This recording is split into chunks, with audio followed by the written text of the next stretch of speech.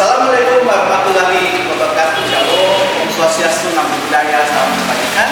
Perkenalkan, nama saya Mendagri Hendrik Tanggul SPD. Dari Taman Pendidikan SMK Negeri 1 Atahan, kami hadirkan aplikasi pembelajaran Sipatokaan. Lebih dari 10 tahun saya berada di sekolah ini, menyaksikan perjalanan siswa-siswa hebat belajar tentang ilmu otomotif dan dirinya sendiri. Bagi saya, pendidikan vokasi tidak hanya soal keterampilan tangan, tetapi juga pembentukan hati. Saya percaya ketika siswa memahami makna dari apa yang mereka kerjakan, pembelajaran menjadi hidup. Bukan hanya kegiatan rutin, melainkan perjalanan panjang membangun karakter. Sebelum Sipatokaan dikembangkan, pembelajaran teknik kendaraan ringan menghadapi banyak kendala. Motivasi belajar siswa menurun.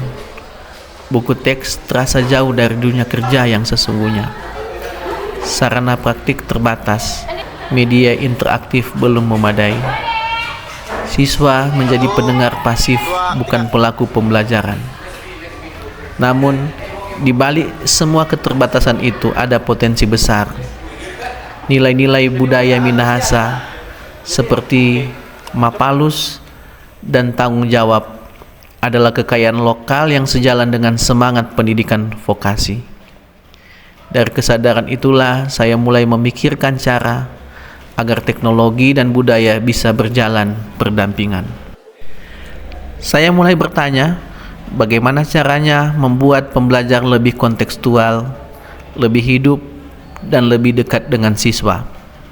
Bagaimana menghadirkan teknologi yang tidak melupakan akar budaya.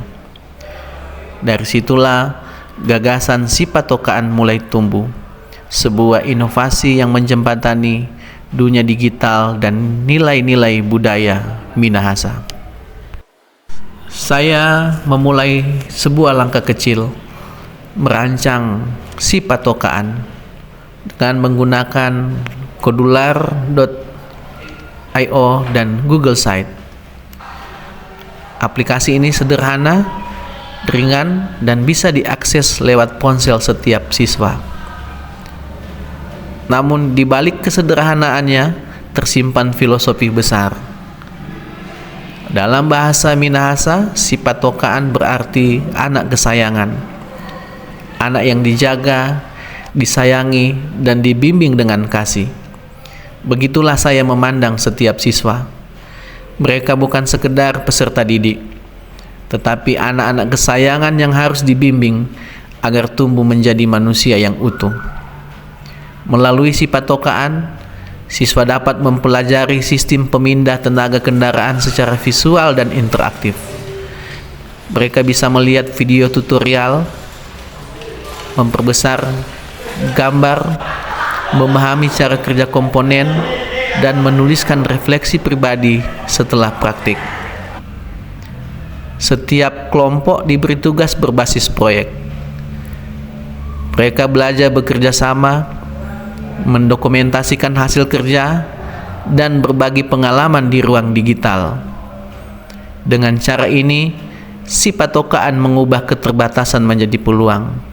Bengkel yang dulu sunyi kini hidup dengan tanya, diskusi, dan canda. Nilai gotong royong, mapalus hidup kembali, bukan hanya di dunia nyata, tetapi juga di ruang pembelajaran digital. Perlahan perubahan terjadi. Kelas yang dulu sunyi kini hidup dengan tanya dan tawa. Siswa mulai aktif bertanya, berdiskusi, bahkan saling mengoreksi dengan santun. Mereka tidak hanya mengerti fungsi komponen, tetapi juga memahami makna kerja tim dan tanggung jawab. Pembelajaran menjadi reflektif.